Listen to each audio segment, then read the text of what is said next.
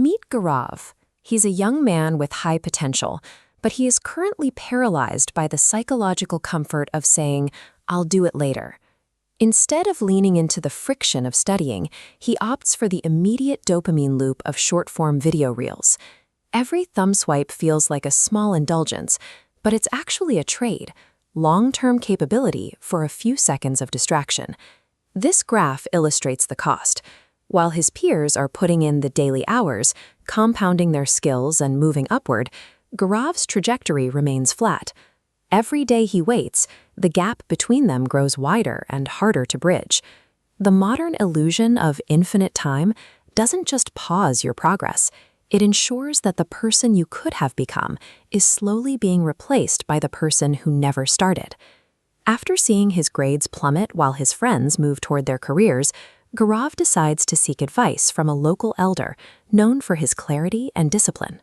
The elder's diagnosis is simple. Gaurav's problem isn't the lack of talent. It's that he treats his time as if it has no market value, spending it on things that offer zero return. To illustrate the danger, the elder shares a fable about a lazy man and a king.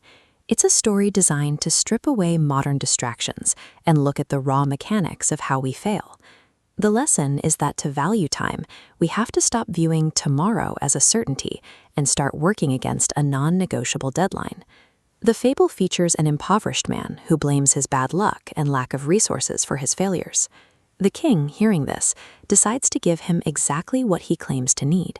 The king offers a deal. The man can enter the royal treasury and take as much gold as he can carry. But there is one rule. At the exact moment the sun sets, the treasury doors will lock, and the opportunity will vanish forever. The man is ecstatic. He rushes home to tell his wife, convinced that his life is about to change because he finally has the resource he was missing. Look at his first hour. Despite high stakes, he decides he's too hungry to start, sitting down for a large, slow meal. This is where self-sabotage begins. Not with a big decision to fail, but a small comfort eating directly into a finite time budget. Predictably, the heavy meal makes him lethargic. He tells himself he'll be more efficient if he takes a short nap to recharge. That nap accidentally consumes 2 full hours of prime daylight. He wakes up in a panic. The sun is lower now, and he finally starts moving, sprinting desperately. But he's sprinting in the afternoon heat, wasting more energy than if he had started calmly in the morning. On the way, he stops one last time under a shady tree to catch his breath. The breeze is comfortable, and he falls back into a deep sleep for 4 hours. By the time he wakes up, the sky is orange. He reaches the palace just as the sun dips below the horizon. The heavy treasury doors slam shut, and the locks click. The gold was right there, but his time had run out. These micro-delays don't just postpone our goals.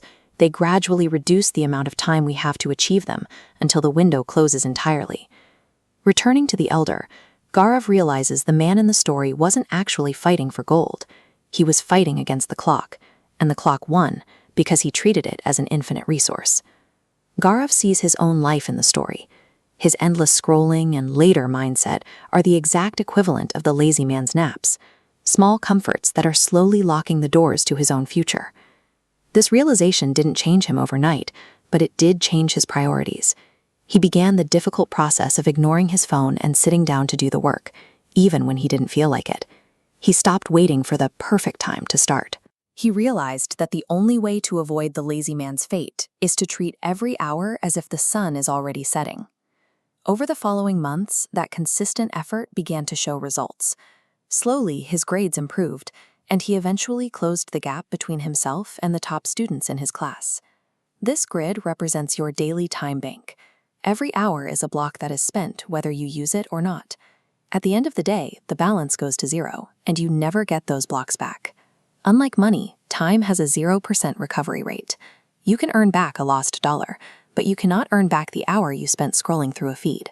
Stop treating your future as something that can wait. Define your goals, pick up the work, and start now.